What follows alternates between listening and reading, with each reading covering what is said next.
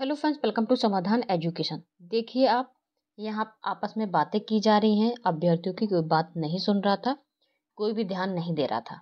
आप देख सकते हैं, पूरा एरिया देख सकते हैं।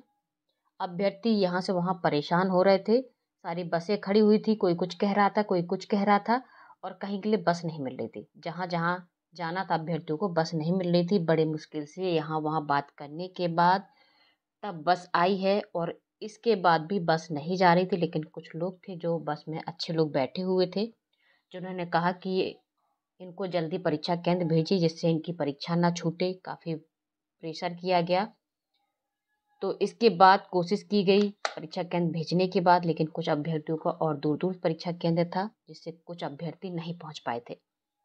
तो आप देख सकते हैं,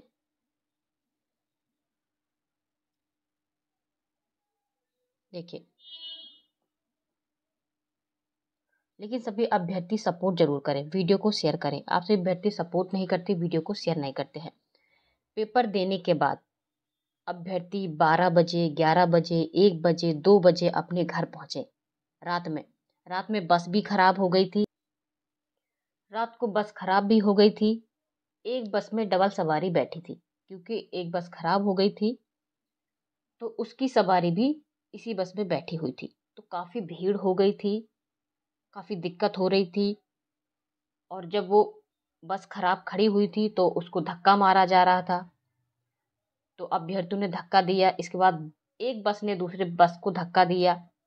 काफ़ी कोशिश की जा रही थी, इसी वजह से और लेट होता जा रहा था। लड़कियां और परेशान हो रही थी कि घर कब तक पहुंचेंगे, कहाँ पहुंचेंगे, कैसे पहुंचेंगे।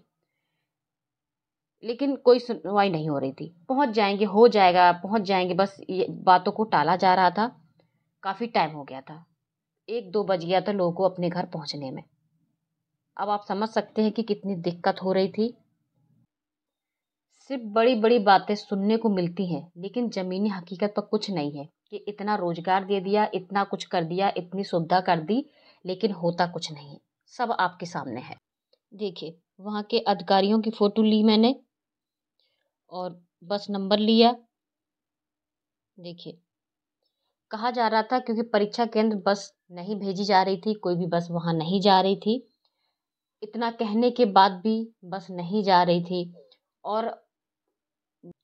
और बस स्टैंड पर कोई व्यवस्था नहीं थी। देखिए, कहा जा रहा था कि मुझे ऑर्डर आया है, जब तक बस में 35-40 सवारी नहीं आ जाएगी, 35-40 सवारी नहीं आ जाएगी, जब तक बस में 35-40 सवारी नहीं आ जाएगी हम यहाँ से नहीं जाएंगे। जबकि वहाँ के सिर्फ 2 अभ्यर्थी थे। 2 अभ्यर्थियों के लिए हम बस लेके नहीं जाएंगे, ऐसा कहा जा रहा था। तो मैंने तुरंत वहाँ के ड्राइवर की फ़ोटो ली, कंडक्टर की फ़ोटो ली। देखिए, इसके बाद भी बस नहीं जा रही थी। मैंने कई जगह शिकायत की, कोई सुनवाई नहीं हो रही थी। और ऐसी ऐसी जगह सेंटर भेजे गए थे जहाँ जाना मुश्किल था। बड़ी मुश्किल से अभ्यर्थी पहुँच रहे थे। देखिए, ऐसी जगह सेंटर भेजे गए थे जहाँ दूर दूर तक कुछ नहीं था, कोई साधन नहीं था। आप देख सकते हैं।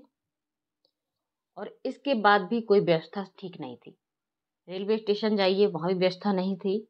बस स्टैंड जाइए, वहाँ भी व्यवस्था नहीं थी। हर जगह अभ्यर्थी परेशान है, लेकिन ऐसा नहीं होना चाहिए। मैंने एक एक चीज़ आपको दिखाई है। आदेश होने के बाद भी ये हालत थी, तो आप समझ ही सकते हैं कि क्या कंडीशन है। मेरे साथ ही जैसे कुछ अभ्यर्थियों को और आगे जाना था, किसी को कहीं और जाना था, किसी को कहीं और जाना था, लेकिन कोई व्यवस्था नहीं थी, बस नहीं जा रही थी। इंतजार कर रहे थे, जबकि कहा जा रहा था कि 2 बजे तक पहुंचना है, परीक्षा केंद्र पहुंचना है। तो कहा जा रहा था अभी सवारी नहीं हुई है तो मैं कैसे लेके जाऊं। और किसी की बात नहीं सुनी जा रही थी। व्यवस्था बिल्कुल भी सही नहीं है। अभ्यर्थियों की कहीं नहीं सुनी जा रही है। अभ्यर्थियों की हालत बहुत खराब है। युवाओं की कंडीशन बहुत खराब है। और यदि ऐसा ही रहा तो आगे कंडीशन क्या होगी आप सब समझ सकते हैं। कोई भी अपडेट मिलेगी तो जल्द आपको सूचित किया जाएगा। इसी प्रकार की जानकारी पाने के लिए आप हमारे चैनल को सब्सक्राइब जरूर कर लीजिएगा। तो आज की वीडियो में इतना ही, मिलते हैं आप लोगों से नेक्स्ट वीडियो में। Thank you. जय हिंद, जय भारत।